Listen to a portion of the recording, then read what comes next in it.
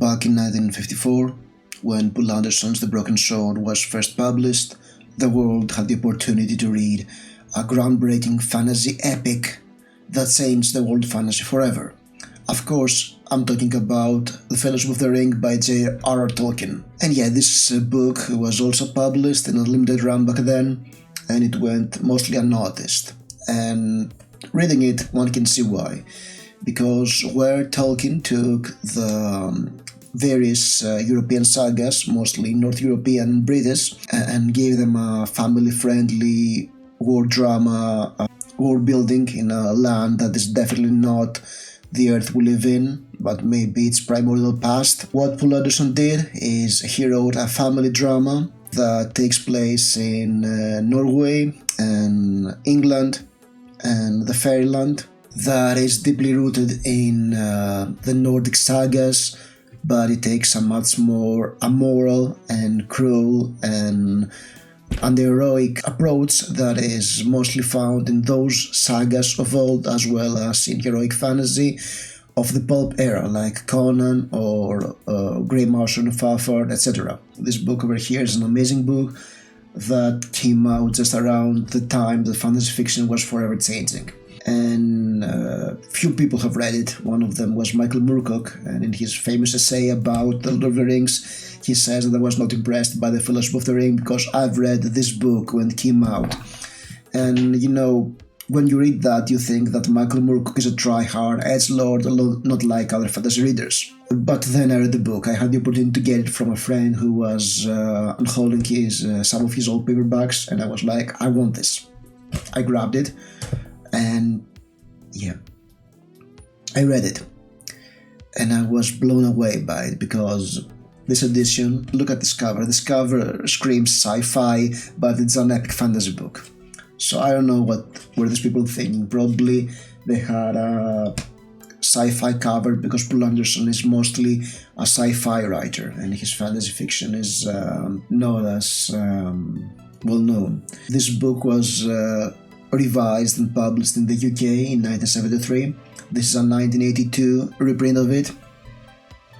So yeah, that's pretty old. That's definitely older than me. What is this? The Broken Sword. The Broken Sword is the tale of Skaflock, or no, more likely it's a tale of an entire family, because it starts with Orm the Strong. He is a Viking who wants to reave and pillage.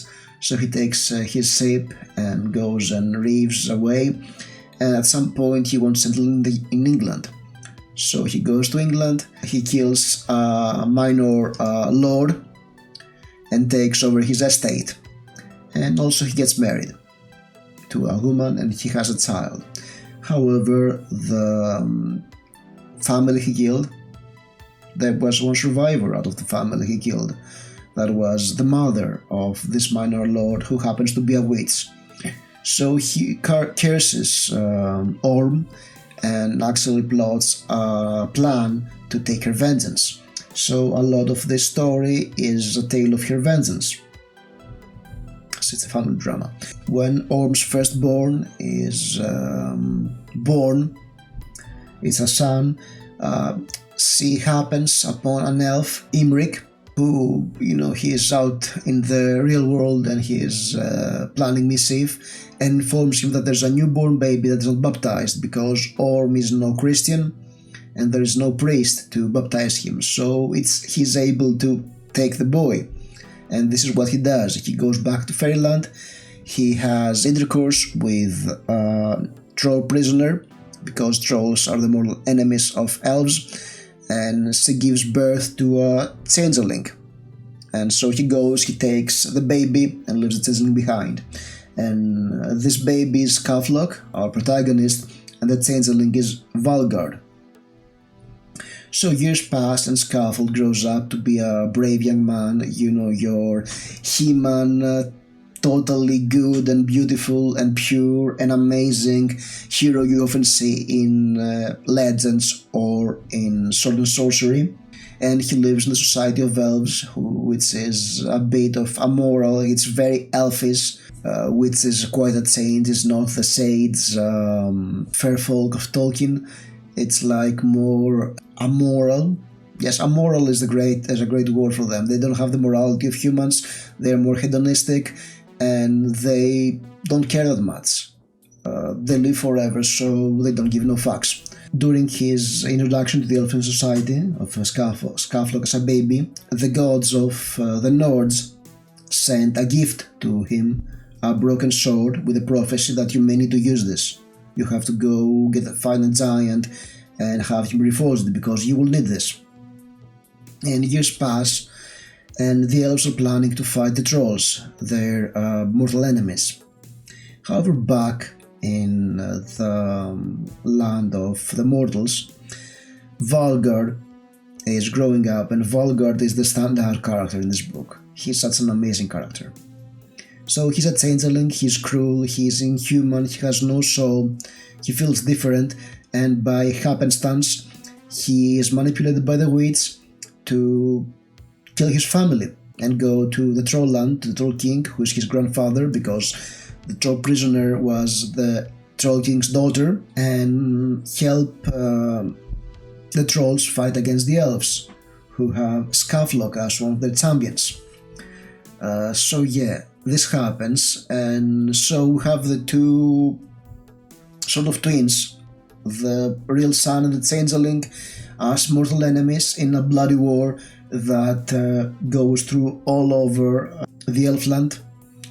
And so it's really interesting how this struggle builds up, and I've only talked about the first 3 pages of the book, alright?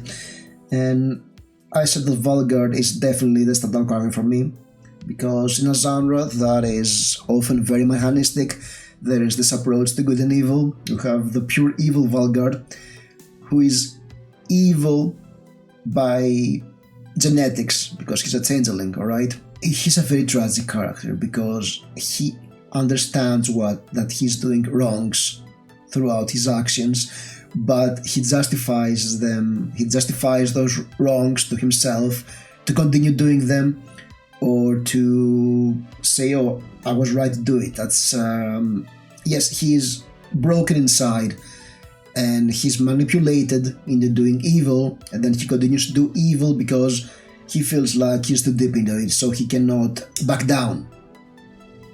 And that's very interesting, and it's very interesting how his evil makes the pure and heroic Skafloc become more and more ruthless, and make some actions that are definitely not that clear-cut.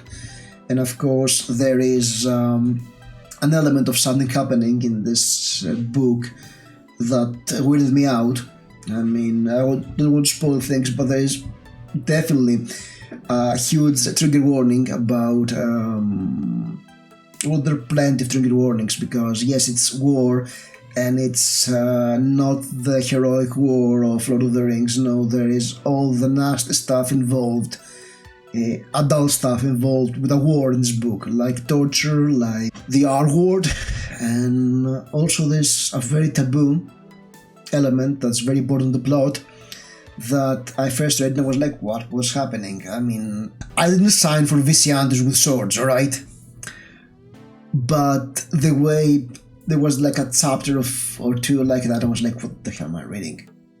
But then it just realigns itself in a way that it just becomes from weird to tragic, and it's a major drive to the plot. This plot is very character driven, and it's a lot about the directions of the characters and how they shape them. The characters are very dynamic, they feel very alive, they're very iconic, and there is a clear distinction between, supernatural creatures that are more... No, even the supernatural creatures, like the elves, the trolls, they have personalities of their own. They don't have mortal morality, but they do have. There's some epic fights here and there.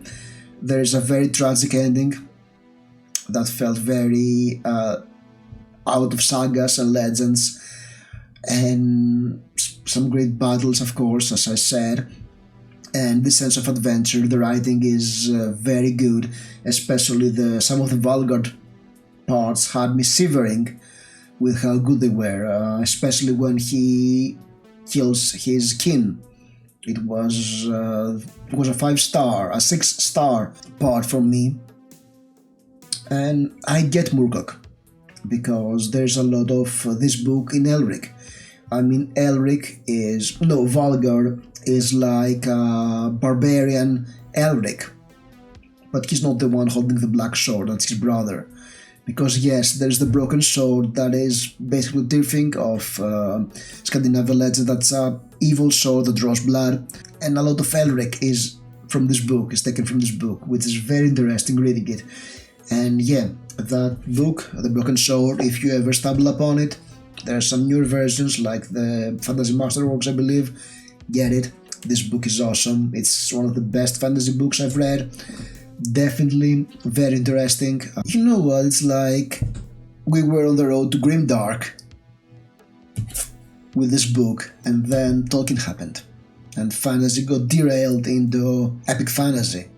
And like we had a gap, and later people like Glenn Cook returned from the Vietnam War and was like, I want to read fantasy like it is. And it's like there is Tolkien and a lot of his clones, and then there was this book, Elric and the Black Company, and then we got to today to more modern pieces like The Song of Ice and Fire or Malazan, or all those grimdark books that came out 20 years ago. Yeah, it's like that. It's definitely somewhere fantasy could have gone, but it didn't go because people were not there to notice, I guess. Or maybe people did not want a fantasy that is so grim and dark. Maybe they want a fantasy they can lose themselves in. And this book is not that, which is the same. So yeah, have you read this book? If you did, leave a comment with your opinion. It's definitely a 5-star rate from me. I'm not sure it's the best book I've read this year, because I cannot recall what other books I've read this year, to be honest. But yeah, it's definitely 5 stars for me, and a big recommend. Thank you for watching.